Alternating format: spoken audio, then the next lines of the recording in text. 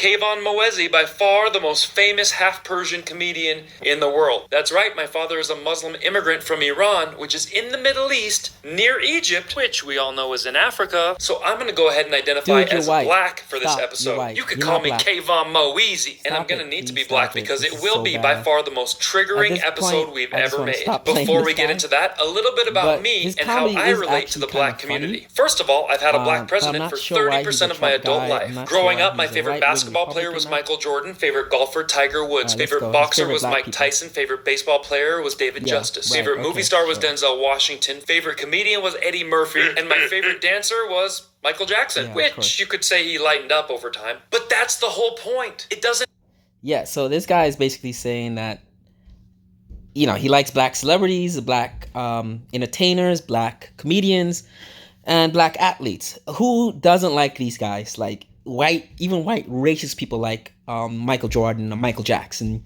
You go to places like Croatia and places that black soccer players can't even play today without getting racial abuse, and they love Michael Jackson. So let's hear what else he has to say. Matter if you're black or white. Also love puffins and penguins. They're both too. This is nonsense. I'm gonna skip to this. As you can see, I've paid pretty. But we'll have anything to do with it. Dark enough for them to hear it. Therefore, I've compiled my favorite black friends all in one video. I'll let them do the talking of exactly what I would have told you. There, now I'm safe. Just let this video play. Put in the comments which one of my black friends is your favorite and which comment you like the best so I can read it later. It's now time for some advice. All right, so he's basically making these black celebrities puppets for his agenda, right? And as insignificant as this person is, this comedian, Kayvan comedian, and he's a comedian, so I'm not gonna take him politically or seriously, but it's a little insulting to the in these clips, I think, to use these celebrities in such a way to not even promote their own message, but to promote the message of basically the Republican Party and the Donald Trump Republican people. But you'll notice that a lot of what these clips are really old. The 4.3 aspect ratio, the 360p, none of these clips are really modern. Do you think that race plays a part in wealth distribution, or either a mindset that you can't or cannot? Yeah. No. You don't? No, I don't. Hey, you and I, we're proof. Why would race have anything to do with it? So the problem with this is that these are two wealthy black guys having a conversation about race. Don Lemon has something called empathy. It's something he reports in every day in that chair he sits in. He reports on issues in America. Some of it is race, some of it isn't, but a majority of what Don Lemon is known for reporting is racial stuff. He reads the stories, he studies it. I know he's a black man studying the issues from the perspective of a black man. So you could say he has a bias to see systemic racism or to say this is racist or not.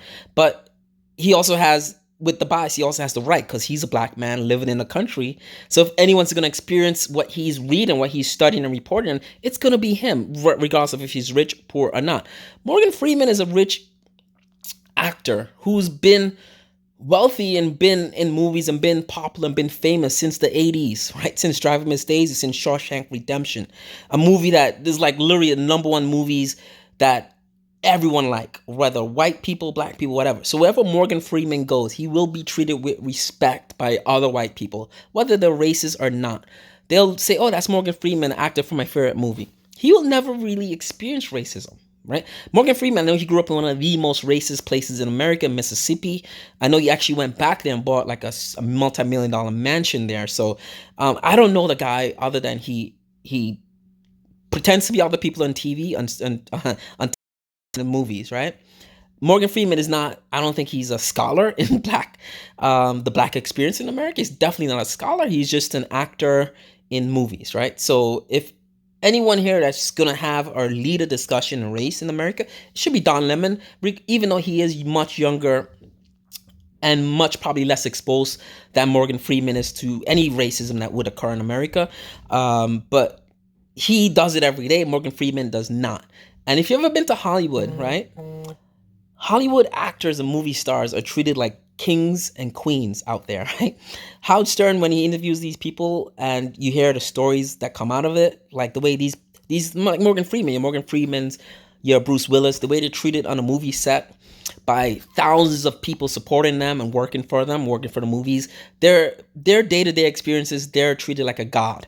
Food is brought to them, water is brought to them. They get makeup done, they get free gifts, gift baskets. So Morgan Freeman's day-to-day experiences since like probably the 1990s on his day-to-day working is nowhere near. It's way above any the black experience that I feel or a normal black American would feel. Let's go on. Put your mind to what you want to do and go for that. It's kind of like religion to me. It's a good excuse for not getting there. Yeah. You know, I said. So Morgan Freeman is doing the same thing my parents taught me growing up in the 80s and 90s. Pull yourself up by the bootstrap. Make it your own way. Don't worry about what other people do. A lot of middle class and upper class black kids in black family, or both parents are black, not like multiracial families, heard this growing up, right? If you grew up in middle income, upper middle income, or rich, not wealthy rich, but rich in, like you heard this from your both black professional parents that were maybe doctors or lawyers or accountants or whatever. You heard this from those parents. I heard it every day of my childhood from my own parents, right? In the 80s and the 90s, before YouTube and police body cams, right? Is what you heard from your parents. Do good in school and you do good things, right? It's probably get me in trouble, but I said to some of my colleagues recently, so I know that but it seems like every single day on television I'm talking about race, and it's because of the news cycle, it's in the news, but sometimes I get so tired of talking about it, I want to just go, this is over, can we move on? And if you talk about it, it exists. Right. Yeah. See, this big issue there. Morgan Freeman already is showing he's very stupid and very ignorant to the issue. Don Lemon says it comes up and he has to talk about it because it comes up. And he's tired of talking about it. You could see it in Don Lemon's emotion in his face. He's tired. I don't want to talk about this. Even in my YouTube channel, I said a year ago I started this channel for George Floyd.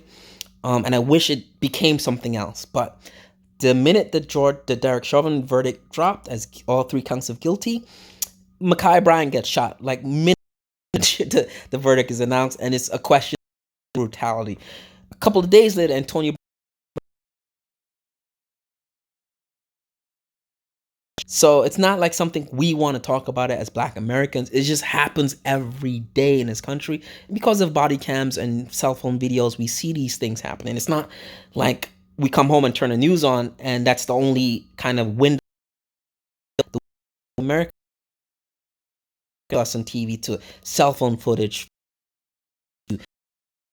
So we're just tired of seeing it, tired of what we want it to. There's some systemic racism where it happens and we talk about it, makes it correct.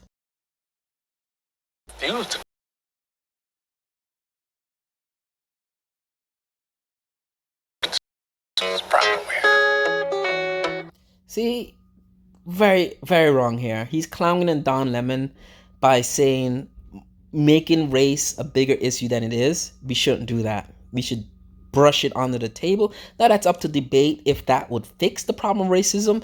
Most Republicans exist. In a chicken and egg kind of chicken, then you're stuck in this loop where nothing makes sense. You come out of that loop and you say, okay, the chicken laid the egg. It's still in a linear issue. If you account for things, egg, are you talking about creating it? Then in a loop where it just becomes nonsensical and you can't find solutions for it other than denying it exists or saying stop talking about it and it'll go away. You put it in that loop, and that's where the only way that makes sense. But you make it linear, and you say, let's look back on it and let's solve it going forward, then it becomes a discussion of solutions, right? I think most white people So you go and to black Charles people are Barkley. great I people. don't care what Charles Barkley has to I say. really believe that in my heart. But You I really think believe our that in your system heart? is set up where our politicians, whether they're Republicans or Democrats, you older? I don't either. Morgan Freeman again. This is probably from. I don't want a Black History Month. At the age of 12 years old, Lil Wayne. I like to see what Lil Wayne says I about shot racism. myself. I was in the house. Police knocked on the door. I was right there. They knocked the door down. Everybody jumped over my body to go get the guns and drugs and whatever they could find. It took one guy to stop right there and cuss everybody that hopped over me out. Like, what the fuck are y'all doing? They said, oh, no, we was going to see if it... What the fuck are y'all doing? We called the ambulance. A fucking ambulance? Do you not see this kid on the floor with this hole in his chest? Say, you drive. Pick me up. Brought me to the hospital. He didn't drop me off at the ambulance and say, you take him. He brought me to the hospital.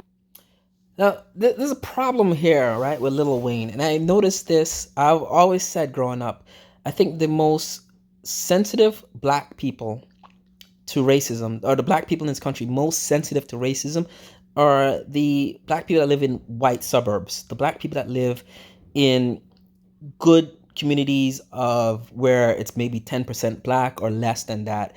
Because you go out your door, you encounter white people. You get on a bus, you encounter white people. You get pulled over, obviously the cops are gonna be white. You go to a restaurant, you encounter white waitresses. You go to the doctor's white. You go to church, you're surrounded by white people. So if you're surrounded by so many different white people, you will see racism or something like that coming at you from any one of them, whether through service in a restaurant, or wherever you sit in a bus. If you sit next to someone, they get up, or someone don't want to sit next to you, regardless of however, but you would encounter it more so than a black person like Lil Wayne, who grew up in a all black neighborhood, right? When black people that grow up in neighborhoods like Lil Wayne, they only encounter white people, right? And I've heard this said before, through teachers, police, and doctors, maybe, right? They go to the corner store, the bodega is usually run by Latinos or Asian people. So they only encounter white people in big roles of authority, right? Lil Wayne encountering the police, right? Where he's growing up in a neighborhood where he's taught police is bad. If the police knocks on your door, you run. You hide the drug, you hide the guns, right? But his first time encountering a white person, they actually said, there's a kid on the ground, he's shot, right? Let's pick him up and take him to the hospital. So this incident where Lil Wayne probably could have died, he's saved by a white cop. His outlook on white people now is like, wow, they're really good people. They're not all racist. But let's hear what Lil Wayne, our current day Martin Luther King, has to say about race. Room and made two and stood there and waited till the doctor said he's So going they took him he's to the gonna doctor's make office. it. Great. He said, don't worry, my name's Uncle Bob.